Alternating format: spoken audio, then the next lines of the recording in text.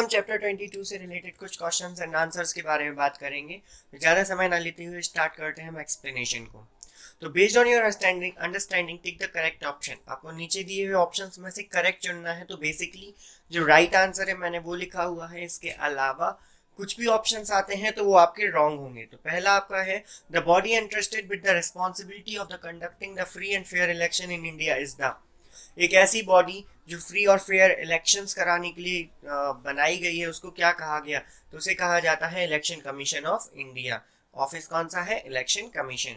इसके बाद एक ऐसी मशीन बतानी है जिसके थ्रू लोग वोट देते हैं, वो बताना है। तो वो है हमारा ईवीएम, इलेक्ट्रॉनिक वोटिंग मशीन। ये न्यू टेक्नोलॉजी है। पुराने समय में वैलिड कार्ड वगैरह का यूज किया जाता था, ठीक है, लेकिन अब ईवीएम का यूज किया जाता है। कई जगहों पे अभी भी उन्हीं टेक्निक्स का यूज किया जाता है। A political party whose influence is limited to the one or two state is called। ऐसी पार्टी जो सिर्फ एक या दो स्टेट में फेमस होती है या एक या दो स्टेट में ही रूल करती है, उसको क्या कहा जाता है? तो उसे रीजनल पार्टी कहा जाता है। हमें बताना है इंडिया में सबसे पहला जो कोलिशन गवर्नमेंट है वो कब फॉर्म हुई थी? तो वो 1977 में फॉर्म हुई थी। इसके बाद opposition party in India play an important role. Opposition का आखिर इंपॉर्टेंस क्या होता है? तो इसको ब्रीफली हम आगे समझेंगे कि आखिर अपोजिशन पार्टीज क्या होती हैं और उनका रोल क्या होता है। अभी के लिए आप सिर्फ समझ सकते हैं कि ये जो गवर्नमेंट काम करती है उसको देखते हैं और उसका अपोज करते हैं अगर कोई काम गलत हो रहा है तो। बाकी डिटेल में हम क्वेश्चन आंसर्स में समझेंगे। इसके बाद है आपको ट्रू और फॉल्स बताने हैं, और अगर कोई सेंटेंस फॉल्स है तो उसको करेक्ट करना है। तो पहला दिया है the value of the vote for the citizen rich and poor, literate and illiterate. Simple सा है, जिस वोटिंग की जो वैल्यू है वो सभी व्यक्तियों की समान है या नहीं है। मतलब ऐसा नहीं कि अमीर व्यक्तियों का वोट ज्यादा मायने रखता हो, तो ऐसा नहीं है। इंडिया में सभी के वोट सेम है और ये आंसर ट्रू होगा। इंडिया में टोटल 3 टाइप के इलेक्शन होते हैं, या it is true. Everyone in the country is allowed to vote. Country में सभी वो लोग अलाउड हैं जो 18 ईयर से ज्यादा के हैं, मींस एडल्ट्स। सारे लोग, यहाँ पर लिखा है सभी अलाउ है, तो हम नहीं कह सकते सभी अलाउ है। छोटे बच्चे अलाउ थोड़ी ना है। अलाउ कौन होते हैं? जो 18 से ऊपर होते हैं, इसलिए ये आंसर होगा फॉल्स। बाकी ये पूछा जाता है कि जो एडल्ट है वो सभी अलाउ है, तो हाँ वो सभी अलाउ होते हैं, ठीक है, लेकिन 18 से ऊपर। In a coalition government some party get together to form government. Coalition party में कुछ पार्टीज आपस में मिलकर एक गवर्नमेंट बनाती हैं, या इट्स ट्रू, ठीक है। कोलिशन पार्टी गवर्नमेंट में क्या होता है? दो या दो से ज्यादा पार्टी आपस में मिलकर गवर्नमेंट बनाती हैं। क्यों बनाती हैं आगे पता चलेगा। देखो, answer the fees the sentences in one sentence. हमें वन सेंटेंस में इन क्वेश्चंस के आंसर्स देने हैं। At what age in the citizen of India allowed to vote. India में कितने साल के बाद जो सिटीजन है वो वोट कर सकते हैं? तो वो 18 एज के बाद वोटिंग कर सकते हैं। What is mean by the constituency. Constituency क्या कहलाती है? तो कॉन्स्टिट्यूंसी का मतलब होता है वोटिंग के लिए इंडिया, एक साथ इतना बड़ी इंडिया में अगर वोट कराएंगे तो एक जगह पे जाके तो लोग वोट नहीं कर सकते। उनके लिए क्या करना पड़ेंगे? अलग अलग जगहों को डिक्लेयर करना होगा। तो वोटिंग के लिए जो लोकसभा की इलेक्शन होते हैं उसके लिए इंडिया को या कंट्री को कई सारे छोटे छोटे पार्ट्स में डिवाइड कर दिया जाता है, जिन्हें कॉन्स्टिट्यूंसी कहा जाता है, जिसके हिसाब से एक एक मेंबर इलेक्ट किया जाता है। तो हम समझ सकते हैं कॉन्स्टिट्यूंसी का मतलब होता है कि इंडिया के वो छोटे छोटे ज्योग्राफिकल हिस्से जहां से लोकसभा के लिए कैंडिडेट को चुना जाता है वो कॉन्स्टिट्यूंसी कहलाती है, ठीक। What is the election manifesto. Election manifesto क्या होता है?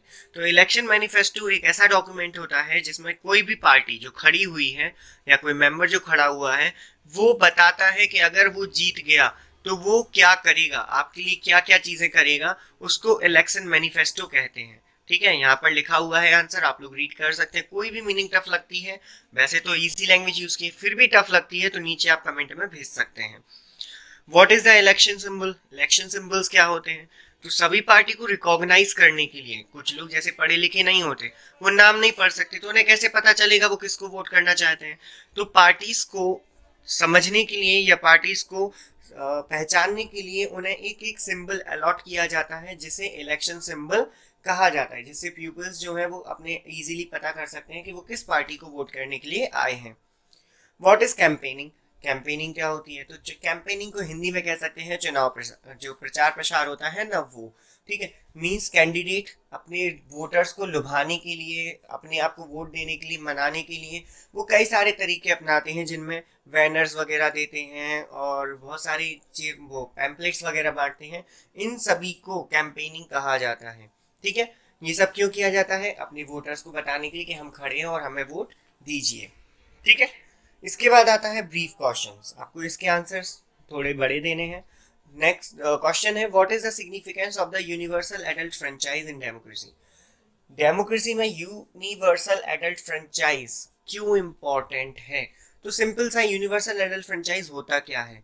तो यूनिवर्सल एडल्ट फ्रेंचाइज का मतलब होता है एक ऐसा रूल जिसके थ्रू सभी व्यक्ति वोट देने के अधिकारी होते हैं जो एक एज लिमिट को पार कर चुके हैं।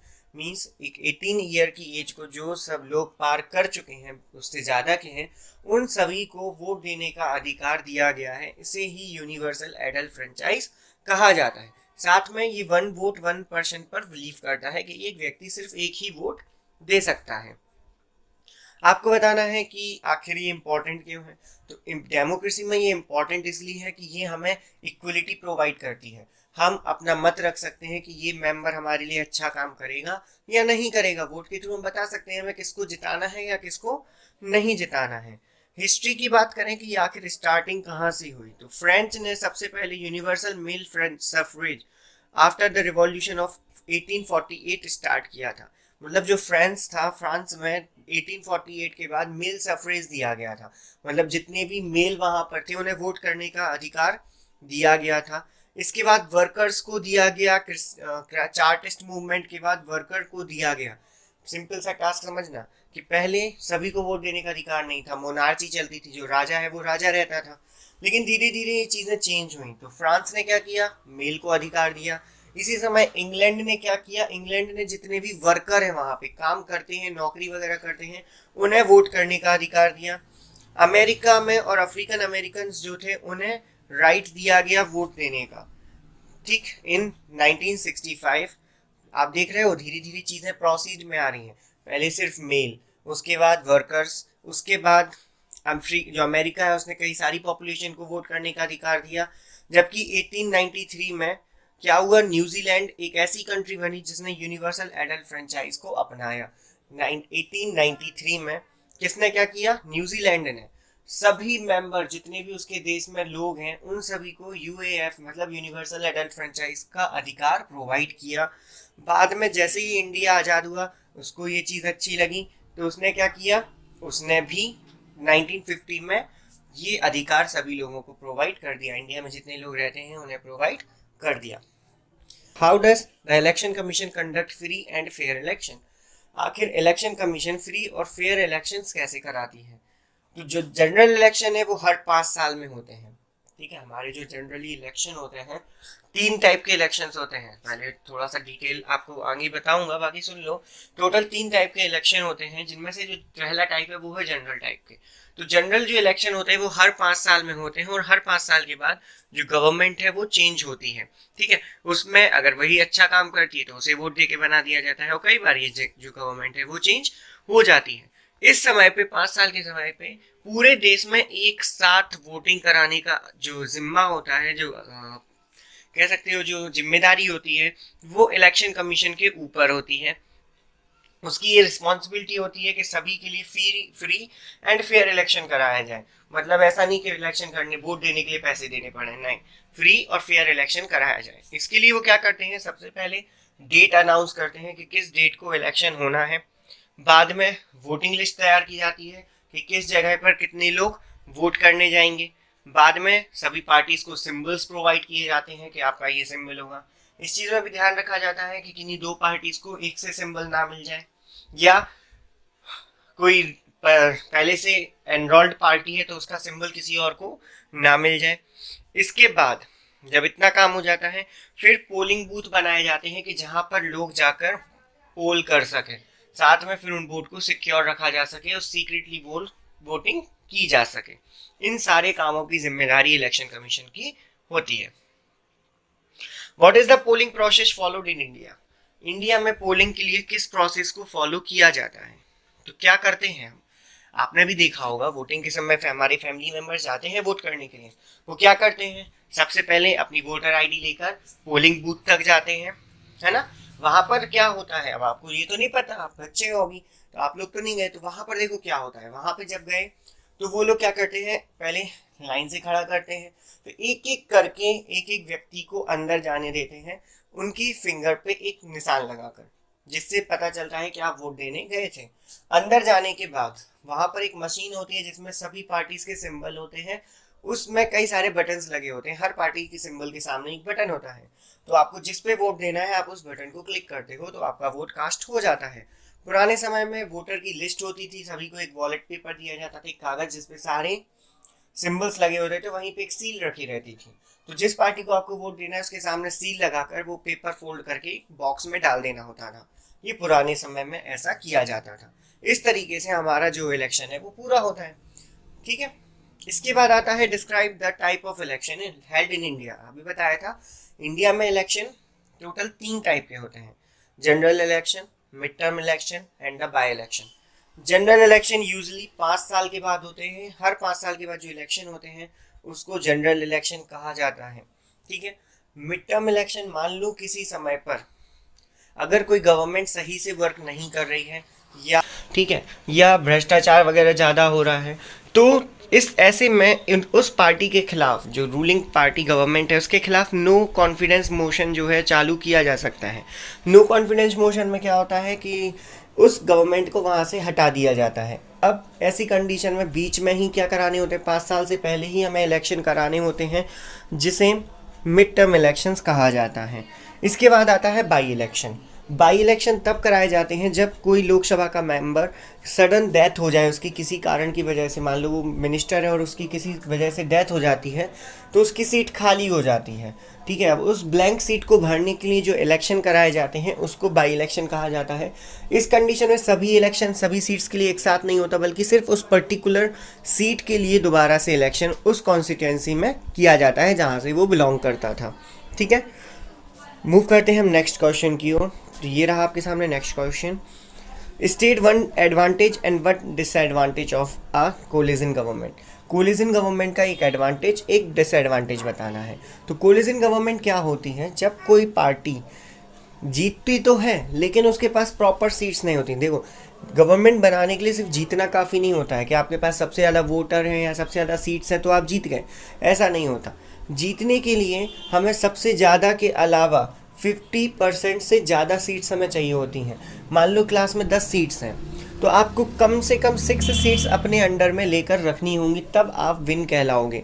आपकी मान लो सबसे ज़्यादा तो है, 6 लोग खड़े थे, सबको एक एक मिली, आपको 2 मिली, कहने की बात, तो आपकी ज़्यादा है लेकिन आप विनिंग नहीं कहलाओगे जब तक कि आपकी सीट्स हाफ से ज़्यादा नहीं होंगी।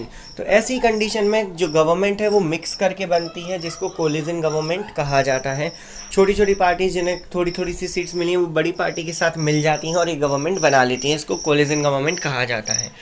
एडवांटेज की बात करें कि फ़ायदा क्या होता है, तो इससे देखो 2 पार्टी आपस में जुड़ी हैं तो उनके जो मोटिव्स हैं पार्टी के वो अलग होंगे और उस पार्टी के मोटिव्स अलग होंगे।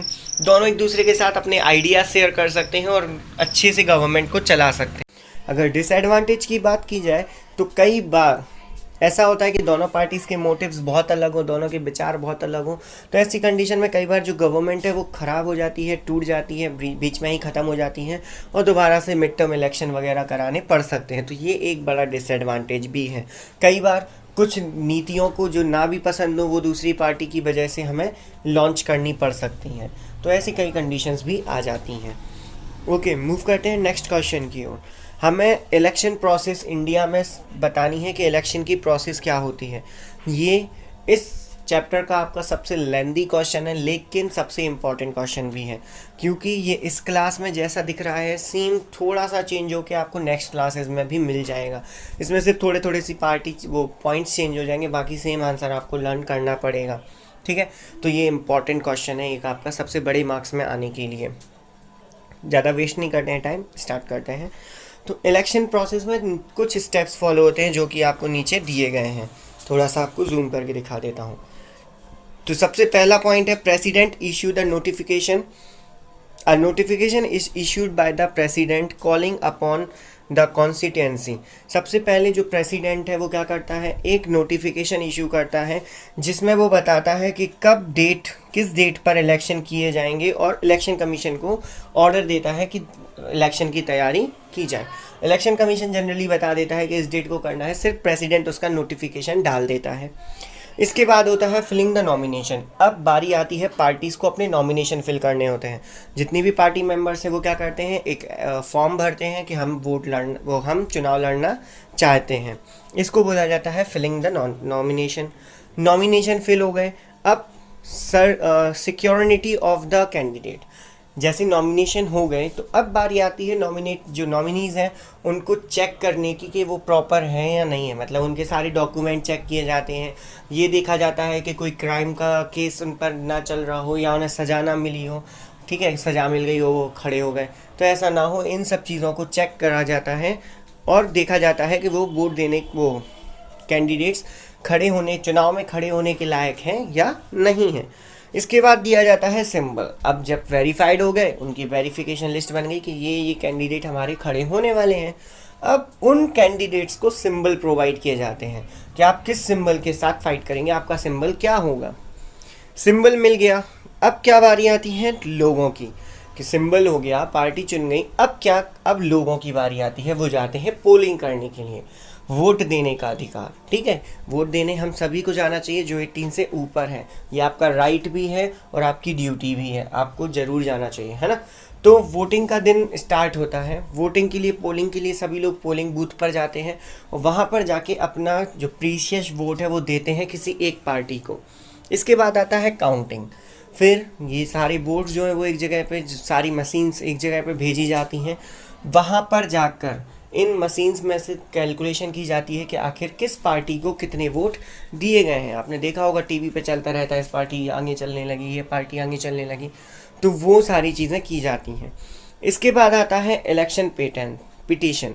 इलेक्शन पिटीशन क्या होता है, कई बार जैसे मान लो किसी पार्टी को शक है कि हमारी जो पार्टी जहाँ से हम वोट लड़ रहे थे या चुनाव लड़ रहे थे वहाँ की वोटिंग मशीन्स के साथ छेड़छानी की गई है। मतलब सिंपल सी बात है कि जो मशीन्स हैं उनमें कुछ ऐसा किया गया था जिसकी वजह से हमारे जो वोटर्स हैं वो दूसरे वोट हमें दे रहे थे लेकिन मिल किसी और को रहे थे, या किसी और मीडियम से उस पर वोट डलवाए गए हैं, फर्जी वोट डलवाए गए हैं। तो ऐसी कंडीशन में जो पार्टी है वो क्या कर सकती है, सुप्रीम हाई कोर्ट में जाकर एक केस दायर कर सकती है जिसको इलेक्शन पिटीशन कहा जाता है। बेसिकली ये काउंटिंग वगैरह से रिलेटेड होता है कि मान लो ईवीएम चुरा ली गई है या ऐसा कुछ हुआ है, उस कंडीशन में इलेक्शन पिटीशन दायर किया जाता है। तो ये होती है कंप्लीट हमारी प्रोसेस इलेक्शन करने की। सिंपल सी आप हेडिंग भी याद कर लेते हो ना, कि आपको हेडिंग से याद है कि किसके बाद क्या होना है, तो इजीली आप आंसर फ्रेम कर सकते हो। आपको रटने की ज़रूरत नहीं है, दिखने में बड़ा है, बहुत इजी आंसर है। ये तो नॉर्मली होता है ना, किसी चीज़ के लिए चुनाव हो, जैसे आप अगर स्कूल में कभी मॉनिटर बनते हो तो भी ऐसे ही होता है। आप पहले टीचर को बताते हो कि हमें मॉनिटर बनना है, फिर टीचर देखता है कि आप में वो एबिलिटीज़ हैं कि नहीं। इसके बाद अगर मान लो आपके स्कूल में वोटिंग सिस्टम है तो वोटिंग कराई जाती है, आपके क्लास मेंबर से पूछा जाएगा बताओ आप किसको मॉनिटर बनाना चाहते हो, फिर गिन लिया जाता है कि ये इसको बनाना चाहते हैं, उसको बाद में मॉनिटर बना दिया जाता है। अब अच्छे से काम नहीं करता है, दूसरा जो व्यक्ति है वो कह सकता है ये तो मॉनिटर के लायक नहीं है, फिर टीचर की जिम्मेदारी वो देखता है कि हाँ लायक थे या नहीं थे। ये हमारी कंप्लीट प्रोसेस हो गई। ईजी था ना। मूव करते हैं नेक्स्ट क्वेश्चन की ओर। हमें बताना है single party and bi party elections क्या होते हैं। ओके, आपको बताना है सिंगल पार्टी, बाय पार्टी या मल्टी पार्टी सिस्टम क्या होता है। यहाँ पे सिस्टम की स्पेलिंग थोड़ी सी रॉन्ग हो गई है, इसको करेक्ट कर लेना, SYSTEM कर लेना, ठीक है। सिंगल पार्टी, बाय पार्टी या मल्टी पार्टी इलेक्शंस क्या होते हैं। तो कई कंट्रीज़ हैं, हमें पता है कि इस दुनिया में कई कंट्रीज़ हैं, टोटल 100 समथिंग कंट्रीज़ हैं। सभी कंट्रीज़ में जो इलेक्शन का तरीका है वो डिफरेंट होता है, ठीक है। हर जगह एक सा इलेक्शन नहीं होता या फिर एक सा सिस्टम नहीं होता। तो कुछ कंट्रीज़ ऐसी होती हैं जहाँ पर सिर्फ और सिर्फ एक पार्टी होती है, उसी के कैंडिडेट खड़े होते हैं और उसी पार्टी के कैंडिडेट में से एक मेंबर चुन लिया जाता है, उसको सिंगल पार्टी इलेक्शंस कहा जाता है। जस्ट लाइक चाइना में सिर्फ एक ही पार्टी है, उसी में से मेंबर खड़े होते हैं, उसी में से एक को चुन लिया जाता है, वो गवर्नमेंट बना लेता है। ये एक सिंगल पार्टी इलेक्शन होता है। यहाँ पार्टी से मतलब है अलग अलग पार्टी, जैसे हमारे यहाँ पे ना BJP, Congress and so on, है ना, कई सारी पार्टीज़ हैं। सेम वहाँ पर सिर्फ एक ही पार्टी होती है। वहीं अगर मैं बात करूँ बाई पार्टी, तो कुछ देश ऐसे हैं जैसे यूएसए हुआ हमारा, यूनाइटेड स्टेट ऑफ अमेरिका, यहाँ पे सिर्फ दो पार्टीज़ हैं। कौन सी? डेमोक्रेटिक पार्टी और रिपब्लिकन पार्टी, ऐसी दो पार्टीज़ वहाँ पर हैं। ठीक, इन दोनों पार्टी में से एक एक मेंबर खड़ा होता है और दोनों में से किसी एक को विन करके गवर्नमेंट बना दी जाती है। जैसे अभी ओबामा और डोनाल्ड ट्रंप, दो अलग अलग मेंबर्स अलग अलग पार्टी से खड़े हुए थे, जिनमें से किसी एक को चुनना था। तो ऐसे सिर्फ यहाँ पर दो कैंडिडेट्स ही नॉमिनी के तौर पर खड़े होते हैं और उनमें से किसी एक को चुन लिया जाता है। तो ये कहलाता है बाई पार्टी इलेक्शन। वहीं आता है मल्टी पार्टी। हमारा जो इंडिया है वो मल्टी पार्टी इलेक्शन का एक एग्जाम्पल है। यहाँ पर कई सारी पार्टीज़ हैं, जैसे आपको कई सारे सिंबल्स दिख रहे होंगे जिनमें से आप कई पहचानते भी होंगे। ठीक है, कांग्रेस हो गया, बीजेपी हो गया, यहाँ देखो कई सारे दिख रहे हैं। तो कांग्रेस, बीजेपी, जेएनएम और ऐसे कई सारी पार्टीज़ यहाँ पर वर्क करती हैं। उनमें से कई मेंबर्स खड़े होते हैं, उन सभी में से किसी एक मेंबर को चुन के गवर्नमेंट बनाई जाती है। ये कहलाता है मल्टी पार्टी सिस्टम। तो इंडिया में जो फॉलो होता है वो कौन सा है? Multi party system. हमें बताना है नेशनल पार्टी और रीजनल पार्टी में डिफरेंस क्या होता है, नेशनल पार्टी रीजनल पार्टी से अलग कैसे होती हैं। तो नेशनल पार्टी की अगर मैं बात करूं तो नेशनल पार्टी को ही पहले जूम करके हम पढ़ लेते हैं, फिर हम उसके नेशनल पार्टी के डिफरेंस को देखेंगे। नेशनल पार्टी क्या होता है? तो for becoming a national party it should have secured at least 6% of the total valid vote cast in the 4 or more state last general election. को नेशनल पार्टी बनानी है, अपनी जो पार्टी उसको नेशनल लेवल पे लाना है, तो उसके लिए आपको कम से कम जितने भी वोट कास्ट हुए उसका 6% वोट 4 या 4 से ज़्यादा स्टेट्स में अक्योर करना ज़रूरी होता है। मान लो एक स्टेट में 100 वोट डले, तो उसमें से कम आपको 6% या उससे ज़्यादा वोट 4 अलग अलग स्टेट में पाना ज़रूरी होते हैं। सेकंड, अगर मान लो ये नहीं हो सकता तो क्या कर सकते हैं? दूसरा कंडीशन है ये हो जाए, या फिर at least 4 of its candidates should been elected in the Lok Sabha from any states. कम से कम उसके 4 जो कैंडिडेट है ना, नेशनल पार्टी जिसको बनना है, कम से कम उसके 4 मेंबर्स लोकसभा के लिए चुने जाने चाहिए किसी भी स्टेट से। ठीक है, चाहे एक स्टेट से 4 या फिर 4 अलग अलग स्टेट से कम 4 मेंबर जो है वो चुने जाने चाहिए। किस में जाने के लिए? नेशनल पार्टी बनने के लिए। इसके अलावा it should be cognized as a state party in least 4 state. या मान लो नहीं चुने गए, पहली कंडीशन भी नहीं पूरी कर पाए, दूसरी भी नहीं पूरी कर पाए, तो तीसरी कंडीशन है हमारे पास कि उसको स्टेट पार्टी कम से कम 4 राज्यों में उसे स्टेट पार्टी का दर्जा मिलना चाहिए। स्टेट पार्टी मतलब वो स्टेट लेवल पर फेमस हो, रीजनल पार्टी आप कह सकते हो। तो उसे कम से कम 4 अलग अलग जगहों से, 4 अलग अलग स्टेट से स्टेट पार्टी का दर्जा मिलना चाहिए। नहीं पूरा कर सकते हो तो it should have one at least 2% of the total seats. अगर नहीं होता है तो एटलीस्ट 2% तो उसको सीट्स लोकसभा की मिलनी ही चाहिए।